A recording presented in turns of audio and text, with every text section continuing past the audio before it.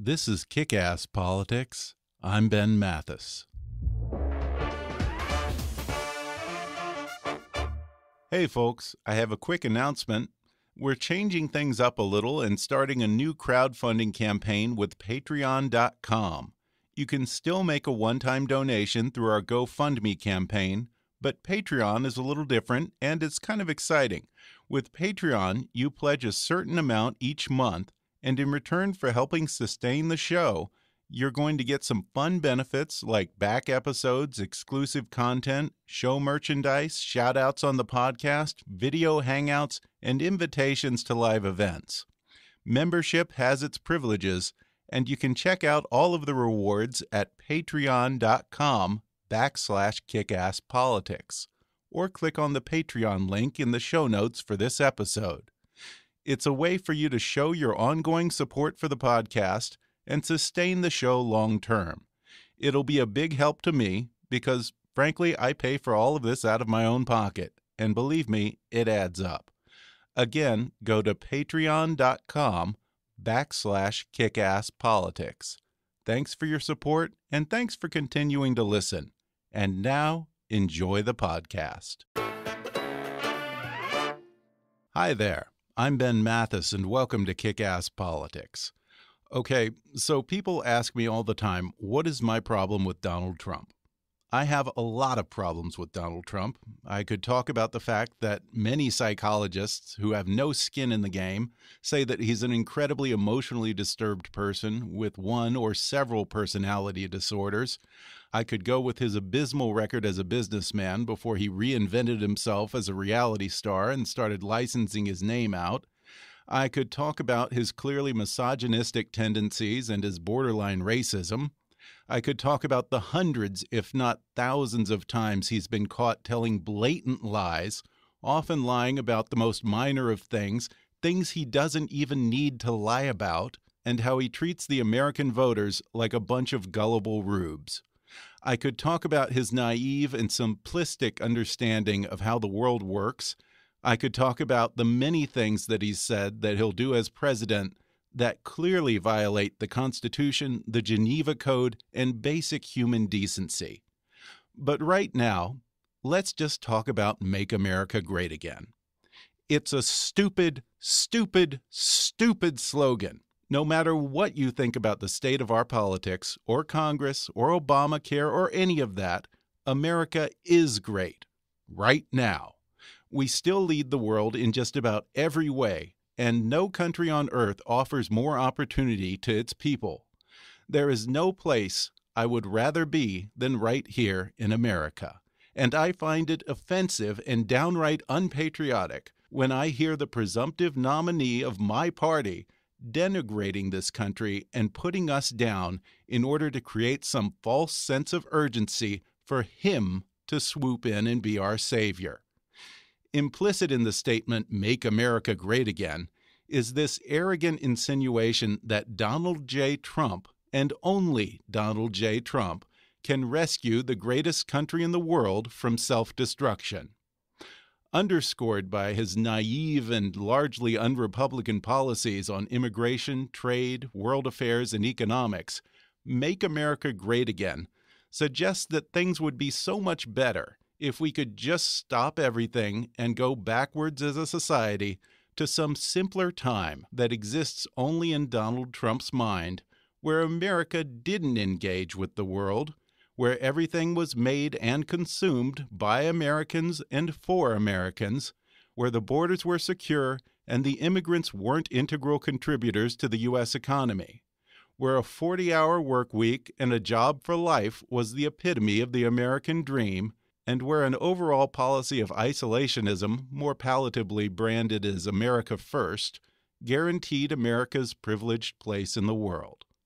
That's bullshit. Donald Trump waxes nostalgic for a golden age that never existed. The truth is, if it had been the way Donald remembers it, America wouldn't be where she is today. And every day, the world is moving farther and farther from Donald Trump's vision of how things were or how things ought to be again. People are more connected than ever before. The countries that are prospering or on the upswing are the countries who are tearing down barriers and engaging with the rest of the world, encouraging free trade and immigration. Countries like Germany, Singapore, Hong Kong, the Netherlands, the UAE, and the UK. I'd read you the list of countries that have the highest trade and immigration barriers, but you've probably never heard of some of them. They're countries like Cameroon, Nepal, Tanzania, Gambia, and countries that I'm not even sure I can pronounce, like Djibouti, Benin, Lesotho. I don't even know. I've never heard of these countries. So ask yourself, would you rather be Djibouti or Hong Kong? And if you don't believe me, then listen long and hard to my guest today, because he's going to tell you where the world is heading, whether Donald Trump likes it or not. And you know what? His vision of the world is a great place. He's Dr. Parag Khanna. Parag Khanna is a leading global strategist, world traveler, and best-selling author.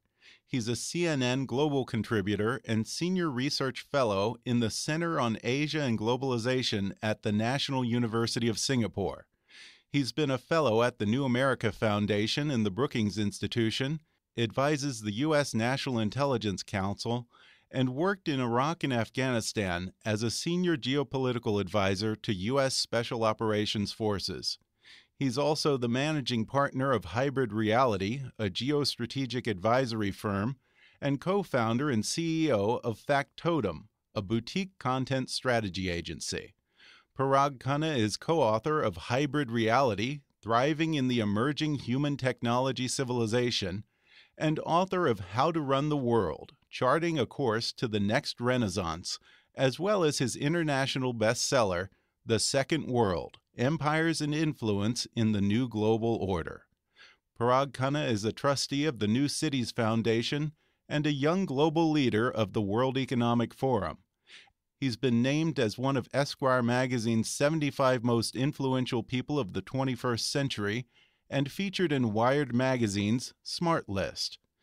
In his new book, Connectography, Mapping the Future of Global Civilization, he offers a unique and hopeful vision for the future, shaped less by national borders than by global supply chains, a world in which the most connected powers and people will win. On today's show, Parag Khanna will explain the fallacies of nationalism and isolationism embraced by Trump and Bernie, and how the world is quickly becoming smaller, whether we're on board or not. He'll talk about connectivity and trade as the greatest force for world peace. He'll explain how the most connected nations will dominate the 21st century, and which country is beating America at that game right now. He'll discuss how the future will be less about nations and borders and more about interconnected megacities. Plus, he'll share which cities those are and how American workers can adjust and even thrive if they embrace and take advantage of the opportunities of a more connected world. Coming up with Dr. Parag Khanna in just a moment.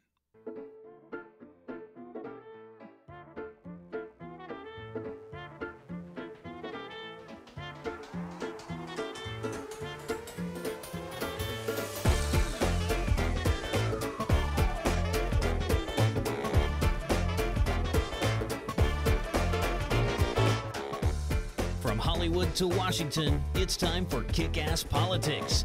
And now here's your host, Ben Mathis. My guest today is Parag Khanna. He's the author of a new book called Connectography, Mapping the Future of Global Civilization. Parag, thanks for joining me on the podcast. Thank you, Ben. Great to be here. Well, I've enjoyed what I've read of the book so far. Was this intended as a roadmap / proposal, or is it more of a wake-up call saying this is happening and you're either on the bus or you're going to get left behind?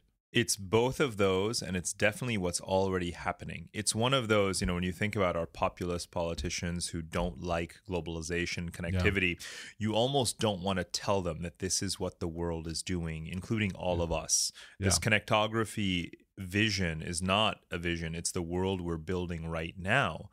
And you don't want people to think too much about it, because then they might start to get in the way of what is, in fact, a really good progressive reality. Okay, so it's better to kind of leave this under the radar to some extent, Yeah. but before they can complain or say that you're shipping jobs overseas and so forth. Exactly. Yeah, very interesting. Well, talking about some of those politicians, you have Bernie Sanders and Trump and their followers who deride globalization and trade as some kind of a boogeyman. But one thing that I took away from your book is that globalization is a huge democratizing force that's actually putting more power back in the hands of individuals and less dependent on nations and large multinational corporations. I wonder if the Bernie Sanders and the Trump people realize that. Connectivity empowers anyone who can get their hands on it, right? If you are an individual and you've got a mobile phone, you are more connected and empowered than you were last week before you got that phone.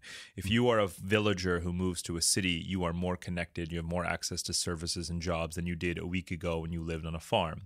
If you are a manufacturing worker earning $20-$30 an hour, and you wind up moving to a city and going through a skilling program and learning how to code, boom, you're about to get a job that pays double that, right? So connectivity empowers individuals, it empowers cities, it empowers countries that get more connected by plugging themselves into global supply chains for manufacturing or high-tech goods, knowledge workers. It empowers anyone who manages it correctly. And that applies to America as a whole, right? Mm-hmm. America is an incredibly connected empire, and yet there are people within America who are not well connected. The jobs that they had that were connected to global supply chains in manufacturing are gone at one rung of the value chain. They've got to now climb up the ladder. It's like you're climbing up the ladder and the rungs are breaking off as you climb, right? Yeah. So the American workers need to get help to climb, to be stronger, to be more skilled and adept. In America today, we have a labor shortage in high-tech areas. So we have unemployment, hundreds of thousands of people who are unemployed, and yet we need hundreds of thousands of technology workers. The problem is not globalization. The problem is education, right? So we need to get that straight. Well, also, we're not giving out as many H-1 visas. Is that part of it? Should we be a lot more welcoming to immigration, particularly people that we're educating here? Absolutely. So in the interim between a scenario where you have educated your own citizens to take the jobs that their own companies want to fill, you've got to bring in people who have those skills to fill those jobs. Otherwise, those American companies are not going to make as much, produce as much, sell as much, earn as much, and create the jobs that they create with that revenue. These things are all connected. People talk about getting rid of jobs as if it's just the job that you bring back. They don't understand the complexity of investment, of supply chains, of trade. When we offshore jobs, we create jobs in other countries, and those economies grow. Those people become wealthier. They can then afford an iPhone, right? So if we didn't create automobile jobs in Thailand, the Thai citizens wouldn't later on be able to afford an iPhone. Right. So you don't hear Bernie Sanders. Now, did I put that in simple enough terms? Wouldn't it be nice? I would. If a politician, me, yes. For some people, I don't know. Oh, come on. You're smarter than the average bear, but come on. Everyone should be able to understand what I just said. Right. Yeah. And yet no one wants to say that because that would be provocative. Well, yeah. And the way in my simple way, look at globalization and try to explain it to people, it's like the world is one big company. And if we open ourselves up and are interconnected and doing business with everyone, the rising tide lifts all ships. Yeah. And eventually, in this global corporation, if we do educate our people, if we do train, the way that the world is going, it's, the China is the manufacturing hub. You have the South America turning into the agricultural hub, the service hub of India. And if we play this right, it hopefully should end with us being kind of the executive of that big company. I love the way you just put that. No one has put it so well. It's called the division of labor. It's the operating principle in this book. It dates to 19th century kind of sociology and economics, is saying, let us optimize the world's land, labor, capital, production, and say, hey, South America is a breadbasket. America does make all the technology. So Asia, including China, can make all the cars and parts. Let's get the oil and gas from the Middle East and Russia, and let's all build the connectivity to share it. That's exactly the world that we're actually heading towards. And that's why I call it the supply chain world, a world in which the supply of anything can meet the demand for it everywhere because we're all getting connected. One thing you say in the book is you say globalization is doing what no amount of UN resolutions and economic redistribution ever could. And I like that phrase because I think it sums it up well. When you talk about maximizing the resources and infrastructure and human capital to benefit the most people, a lot of it starts to sound like the sharing economy writ large on the world stage. I love it. And that's why the sharing economy factors into this book. I don't just talk about it from the standpoint of young millennials in cities who are now working on TaskRabbit and selling things on eBay and driving Uber. I talk about the global digital workforce, and I also portray it from the migration standpoint. The more open borders we have, the more people who are construction workers or IT workers or in different sectors. You can be a maid, you can be a doctor, but the more mobility we have, the more those people can go to where the jobs are. So it is a sharing economy on a global scale.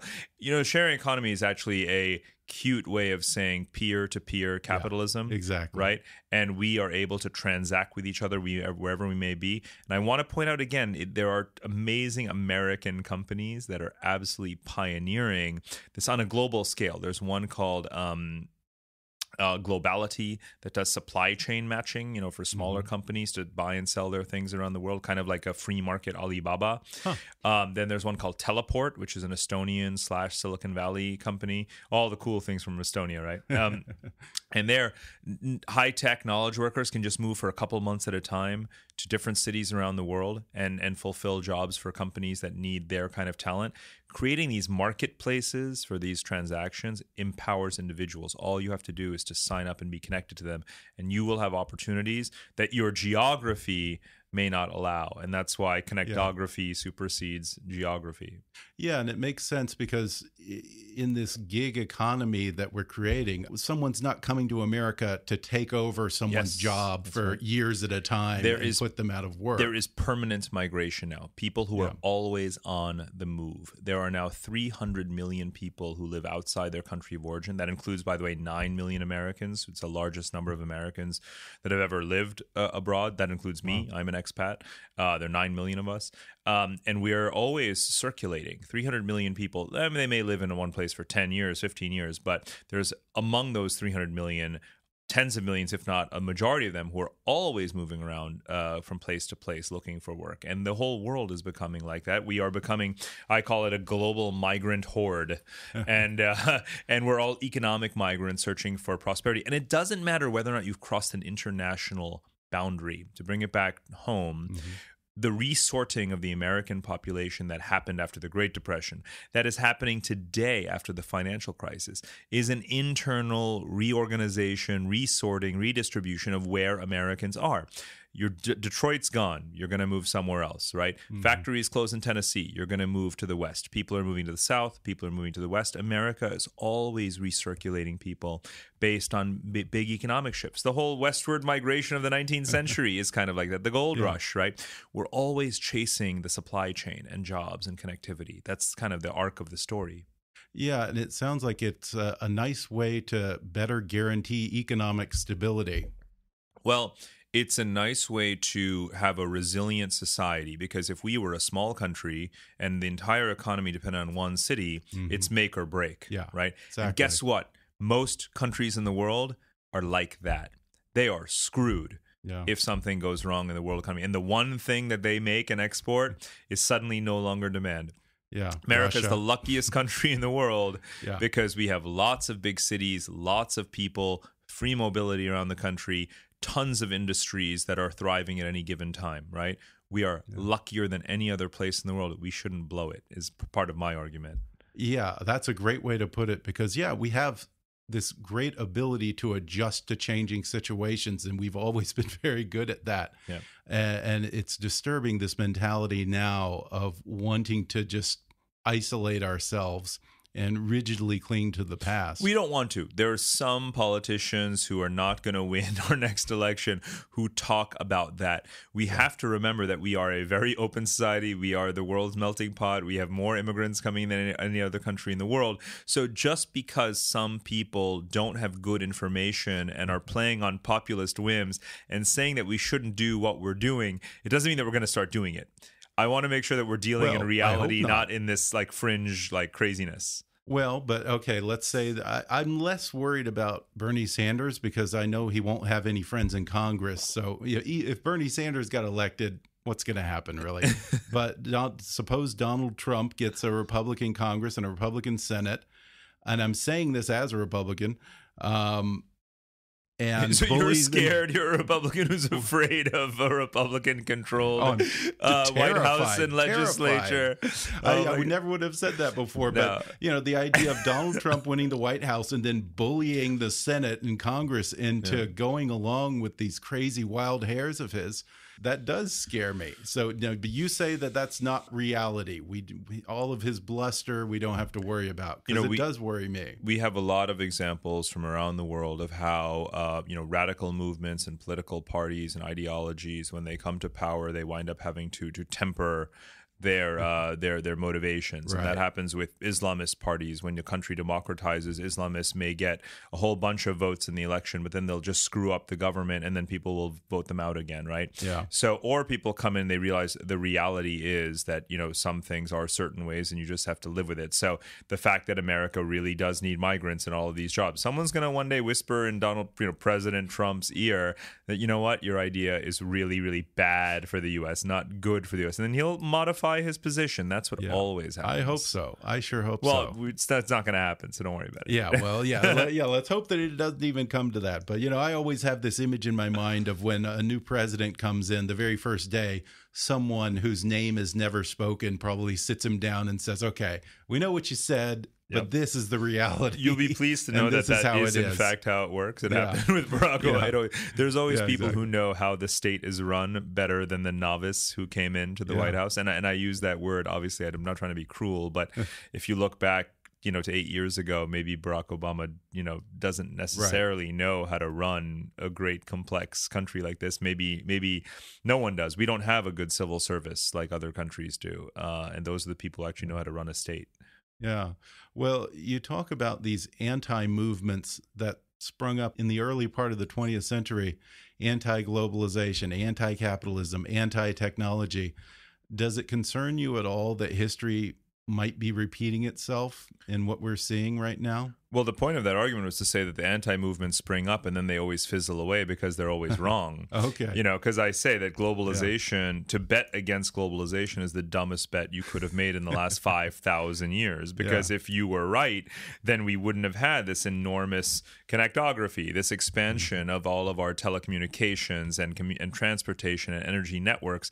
For 5,000 years, we've been globalizing and globalizing and globalizing. And every time someone says, it's dangerous, it's wrong, we're losing, not winning, and so forth, still it marches forward and it winds up benefiting everyone. So that goes back to that whole sort of, don't tell anyone, because actually it's working. You know?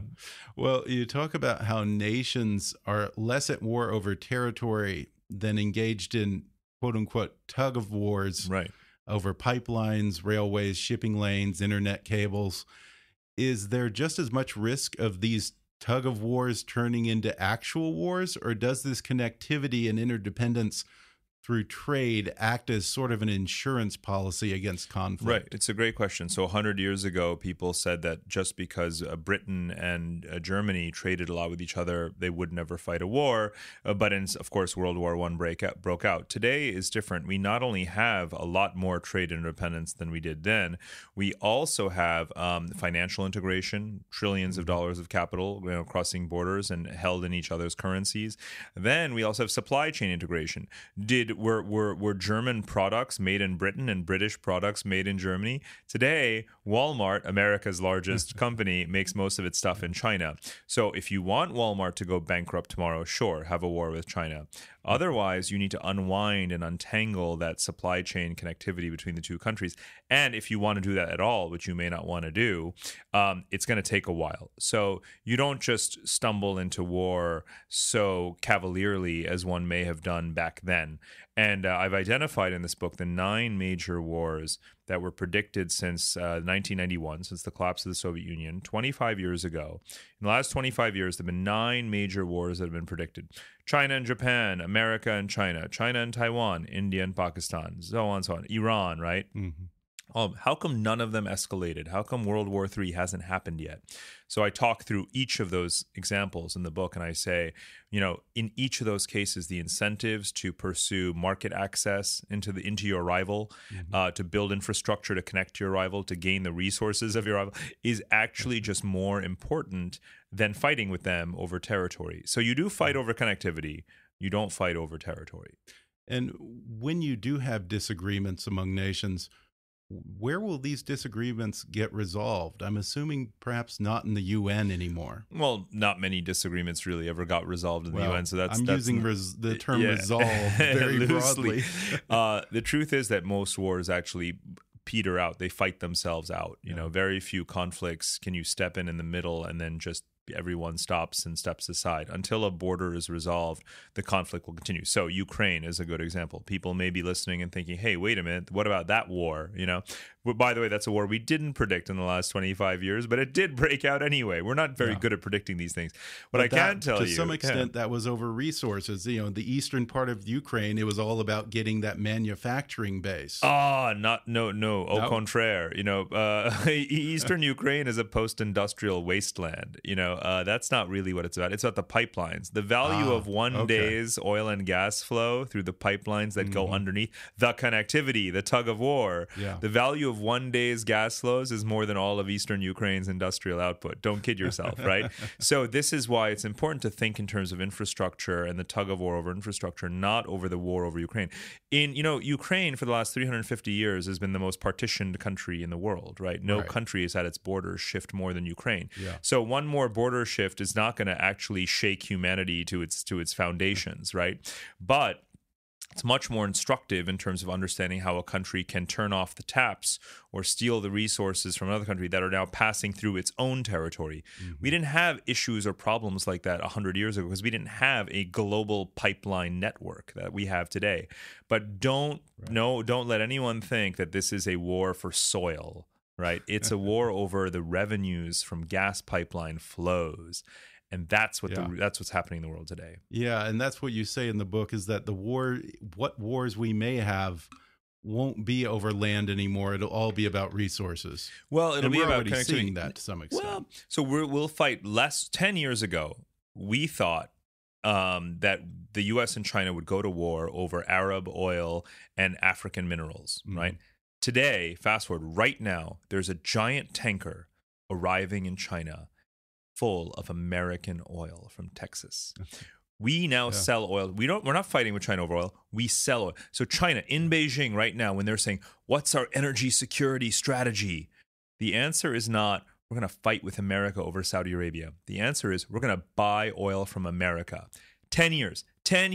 You and I can remember 10 years ago. That's a 180-degree difference. Yeah. The connectivity between America and China, the fungibility of the global energy market, the ability to move oil and gas between any two places in the world, and America becoming the energy power, all are very good things. Well, we're going to take a quick break, and then I'll be back to talk more with Parag Khanna.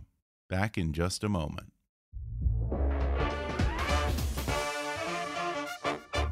If you're interested in my conversation with Parag Khanna, then you'll enjoy his new book, Connectography, Mapping the Future of Global Civilization. And right now, you can download the audio version of his book for free with a special promotion just for our listeners from Audible.com. Just go to audibletrial.com/kickasspolitics for a free 30-day trial and a free audiobook download, which can be Connectography, written by Parag Khanna, or any of Audible's 180,000 titles. That's audibletrial.com/kickasspolitics. Or click on the sponsor link on our webpage to download the free audiobook of your choice. And now, back to the show. We're back, and today I'm talking to Parag Khanna, the author of Connectography, Mapping the Future of Global Civilization. Well, Parag, I'm wondering, do we focus a little too much on energy? In this connected world where we're all sharing resources, this whole this stubborn idea that we had to be energy independent. We don't want to be dependent on the Saudis. And now we're not, which is great. Well, yeah. Well, so here's the thing. We have a massive resource discovery boom that's gone on in North America and other parts of the world, right? So the world has a totally abundant hydrocarbon energy, especially gas, much more than oil. And gas is cheaper and cleaner. And now also, again, you have a global market for it. Then we have all the alternatives and renewables, the solar power, the wind power, the nuclear power, the hydropower, and so forth. I don't really worry about global energy supply meeting demand. I worry about the infrastructure being in place, right? Lots of places have abundant sunlight, but where's the technology, the tools, the solar cells and panels and grids that are going to get power to the people? That's what we should be investing in. And then every place will have enough energy supply, and then we'll never have a war over energy. Yeah, you do talk about infrastructure as being key to this. What'll separate the men from the boys will be the countries that have built that infrastructure. Yeah, and I say, connectivity. It's not countries that the winner in the 21st century is not the democracy versus the authoritarian state, or the country that's rich versus the country that's poor. It's the countries that have new stuff versus the countries that have old stuff. What kind of stuff should we have here? Well, right now we have a lot of old stuff. I mean, I'm from New York City, right? Our subway sucks. And here in LA, you don't even have good public transportation at all, right? That's why you have this sprawl. Other countries don't have these legacy infrastructures that get in the way, so they build high-speed rail networks. They've got fiber optic cables, all these things. Our stuff is old. Other people's stuff is new. You can't get on your high horse and say, yeah, but our average per capita income in America is $40,000 a year. Theirs over there is only $20,000 a year. We're just better. The fact is, their stuff is newer. They're going to grow faster. They're going to catch up pretty fast. Their quality of life might be better, and so on and so on and so on. So think old versus new stuff, not rich versus poor. So we're talking about energy. We're talking about transportation. What else? Communications, right? So that's the third pillar of global infrastructure: transportation, energy, communications. And then, of course, again, how fast is your, how fast are your broadband connections? What's your mobile phone speed? Are you, 4G going on 5G? Are you 2G going on 3G? Are your calls dropping every 2 minutes? That kind of stuff. Are we lagging behind other countries in that area? Parts of America are. There are a lot of places. Look, we're a huge country. It doesn't necessarily make a lot of sense to be, piping fiber cable to every farm in Kansas. But that said, some places are hyper connected, right? LA is good, and San Francisco and so forth. But, there are a lot of second tier cities that would benefit a lot. So, for example, you could have a lot more telecommuting, a lot more people who are living in cost effective places. If they had better internet connections, they could be telecommuting to work. They could be doing coding and just working more seamlessly. So it is a great public service to America if we were to speed up the broadband penetration. Well, yeah, I want to ask you about those areas, because you say that borders will matter very little in this new era. We're living in a world of interconnected megacities. Does that mean that the person who's living in those places in, say, Middle America, the Midwest, or Sub-Saharan Africa, does it mean that those people are in danger of getting left behind? Well, yes and no. So the idea of a world in which megacities dominate is already true, right? Yeah. But my vision is a world not just of building more and more connectivity among those cities. That's happening anyway, right? My vision is that what about all the other people? I'm actually saying we should be empowering those people. So I have a section in the New York Times excerpt from this book about Appalachia. I said we declared a war on poverty in Appalachia 50 years ago. I think it was Eisenhower or whatever. How's that war on poverty going for you? Not so well, right? Because it never occurred to people, hey, how about in the 8 or 9 or 10 states in the Appalachian region, how about we have better highways? How about we have some railways? How about those towns and villages get better connected to Atlanta and to Washington, D.C., and to large cities so that they could have food processing plants, so that they could have vineyards, so they could have ecotourism. People would go. They could have real economies, right? 50 years, and it never occurred to anyone. We've tried everything. We've tried educational interventions and trying to stop drug use and so forth. How about just giving them some good roads, for God's sake? And so I'm all about those people. I want those people to be better connected because it's good for them. Yeah, and one of the dangers, I think, with the people who are afraid of globalization is they don't want to adjust.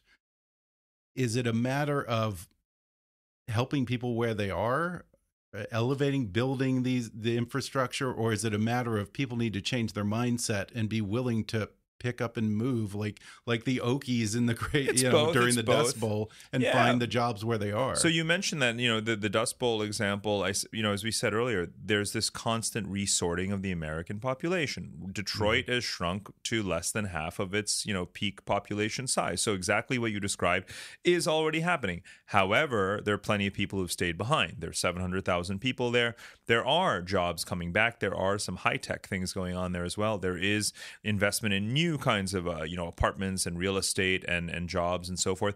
I view Detroit as the midpoint of the Chicago-Toronto North American corridor. And if they build that new bridge between Detroit and Windsor, Ontario, you'd have even more efficient trade, and Detroit would benefit from that too. So I'm not saying abandon Detroit. There is a natural equilibrium, a natural number of people where it makes sense to have in Detroit, given what the economy is, and they're trying to figure out what that is. But I don't think people abandon places, yes, and you should invest in people, not just in places, which is why I want to know why over the last 12 years that we've been saying we need a federal worker retraining program because to help the people who've lost their jobs. I want to know today, what did Bernie Sanders do for that federal worker retraining program? What's Donald Trump going to do? What are all these politicians doing about it? Yeah. Well, for young people who are thinking about going to college at this point, right about now, what are the mega cities that they might be thinking about wanting to relocate to? So we have really from good, the obvious. We have really good research around which cities in America and the world are actually providing young students with low-cost housing, opportunities to upskill, apprenticeships and jobs, all of these kinds of things that make for a good city for a young person to live in who isn't, rich. And so places like Seattle and Chicago and Austin and Toronto and New York and Hong Kong and Singapore, these cities actually are retooling themselves to provide those kinds of opportunities for young people. So young people should be paying attention to where that action is, and they should obviously make sure that they're there. Is there a list of up and coming megacities, say the megacities of 50 years from now? I have the maps of that in this book. There's a lot of data around demographic projections for urbanization all over the world. And so what I've done is to plot the 50 megacities of the year 2030, 2035. And I have that map ready today because if you're going to be a megacity in the year 2035, you probably are already well on your way to being one. Yeah. So I've got this map in the book that kind of really visualizes that. And I say, this map, I will not change this map for 20 years. I can tell you exactly today what the 50 main urban archipelagos, I call them, these vast urban zones that are the real economic anchors of the world. I know exactly which ones they are, all 50 of them, and they're on the map already. Have you made any bets on that yet? They're all winners, right? Unless they fall apart internally, unless inequality and pollution get the better, which is a big problem in Jakarta and Manila, in Cairo, in Sao Paulo, and Istanbul. There's violence in all these places, right? They need to get their act together. They need to invest in affordable housing. They need to make sure they're not polluting and destroying their water supply. They need to do those things. And if they do that, then all of them will win. We have a huge world population. There shouldn't only be 5 cities that are worth living in. Yeah. What's the big one to watch? Oh boy! I mean, look, you had to pick. objectively, the fastest growing city in the world is Dubai. Right. In terms of its multiplication of its population, because so many people are moving there. Good quality of life. Again, everything is new. Air conditioning in the desert, no taxes. It's got a lot going for it, right? There's places that are making themselves the Dubai of XYZ. Every place wants to be the Dubai of wherever it is. Baku wants to be the Dubai of the Caucasus, and Luanda wants to be the Dubai of Africa, and Panama City wants to be Dubai of Central America. Yeah, it's like everyone wanting to be Silicon Valley about 5 or 10 years ago. Totally, and I find that actually, I live in Singapore. Basically, every place wants to be Singapore. Dubai wants to be Singapore. Every place wants to be Dubai. Dubai wants to be Singapore, because it's, again, sustainable. It's clean. Good quality of life, no crime, and so forth. So, look, this book is about the knowledge sharing between these cities, what they can learn from each other, because they're always experimenting, and I celebrate those experiments. So I think that a lot of cities are going to get better and better, because otherwise they're going to fall apart. The president's going to be dragged out in the street and shot. So let's be clear that the closer people are to the center of power, the more they can take action. So if you haven't heard the term Occupy Wall Street in a while, it's happening everywhere else in the world, and they're gonna get their leaders, and they're gonna bash their head in if they don't fix those countries' infrastructure. Well, you also say that there's a new arms race going on to connect the most markets, and you say that China is winning that arms race. What is China doing that we're not? So China today is the #1 trading partner of 126 countries. The United States is the top trade partner of 56 countries. That's a bit of a gap. Now, we also don't discriminate against dictators, and China does not have any scruples or a conscience about who they do business with. To be honest, neither do we. I actually list in this book. I don't even put it as a footnote. It's in the main text of the book. I list every awful, notorious country that we have perfectly happy economic relations. Yeah. It's a myth that we put those principles first. Perhaps we should, perhaps we shouldn't. To be honest, my argument is that we should not. The only way to influence a country is to be connected to it. If you're not trading with Iran, if you're not investing with Iran, you're not going to change Iranian thinking. They're just going to ignore you, and then they're going to trade with China. So if you want to change a place, you've got to be the positive influence in that place, on that place. So China is not a great influence in terms of political reform, but you know what it's doing? It's put a lot of money in a lot of poor countries' hands and bought a lot of their raw materials. And you know what those countries did with their money? They're growing, they're urbanizing. If you have friends who are going on a project, or if you're selling a phone in Africa, or you're selling consulting services in Africa, you're doing so because that country is no longer a totally poor, backwards agrarian society. How did they get there? Because they sold stuff to China. Everyone wins as a result of what China is doing with its investments. Those countries get wealthier. They buy our stuff. Yeah. There's such a dystopian view that some people paint with this isolationist mentality that we see right now. But you seem to be painting a pretty optimistic picture. If I could describe this book as anything, I would say it is radically optimistic. I would say it's cautiously optimistic. Again, I talk about resilience towards the end of the book. What happens in a world that's totally connected infrastructurally is that there are fewer choke points. We fight over choke points. Right now, the world has 4 major maritime choke points: the Panama Canal, the Suez Canal, the Strait of Hormuz, and the Strait of Malacca, right? This is where the majority of world trade and shipping and oil flows. In a world that's totally connected, you're not going to fight a war just because one of those gets blocked by a terrorist or a pirate, right? Instead, you've got pathways around. You can just ship over the Arctic, right? Yeah. You can use Chinese railways across Eurasia. So there are multiple ways to get around blockages and disruptions. So that is the definition of resilience. By building all this connectivity, we're making the world more resilient. So I'm cautiously optimistic that if we keep on doing that, there'll be less and less reason to fight. Way down the road, are we looking at possibly a borderless world, unrestricted travel, global borders passports? aren't bad. Borders aren't bad at all. Borders are a form of friction, and you need friction. You don't want lots of diseases coming in. You don't want terrorists coming in. You don't want financial contagion. You don't want organized crime. Borders are a filter, and they're a friction, and they're a good thing if you're using them wisely to block the bad stuff, but let in the good stuff. right? That's what a stable country does. It calibrates the flow and the friction, and borders are one way in which it does that. So borders are useful. There's nothing wrong with having them. However, they have to be done in a way that ultimately benefits, both sides and doesn't hurt itself. And, what people like Trump are saying actually will hurt us, guaranteed, overnight. Yeah. Well, before we go, you realize, of course, that there are many people who, in the conspiratorial crowd, who hear the words globalization and they think New World Order.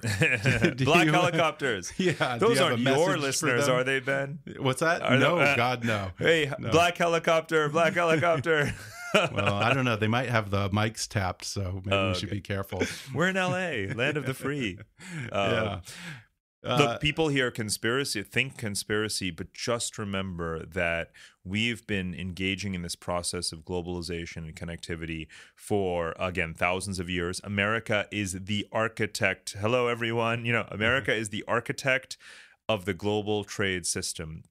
We are the most open economy. We are so open to migration. The greatness that America is today is a result of this openness and the system we built. Just because the playing field is becoming a little bit more level, because others are getting involved and getting competitive, that doesn't mean that we've lost or that we're losers or that we should be afraid of it. No way. Well, it's something to look forward to, that's for sure. I enjoyed the book. It's called Connectography, Mapping the Future of Global Civilization. Parag Khanna, thank you. Thank you, Ben.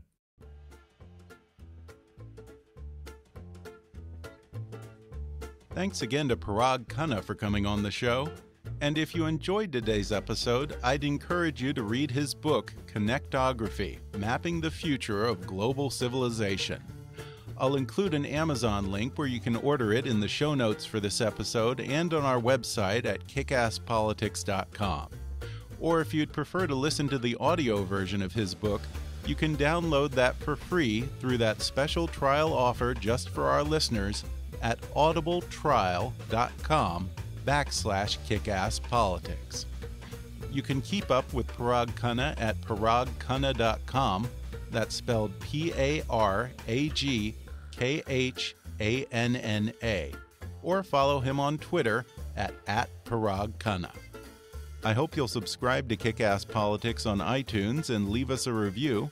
You can also help us reach our fundraising goal for this year and get rewarded by donating to our Patreon campaign at patreon.com/kickasspolitics, or click on the Patreon link in the show notes for this episode. Follow us on Twitter at @KAPolitics, or visit Kick-Ass Politics on Facebook. And while you're there, recommend Kick-Ass Politics to your friends on your social media. And as always, I welcome your comments, questions, and suggestions at comments@kickasspolitics.com. But for now, I'm Ben Mathis, and thanks for listening to Kick-Ass Politics.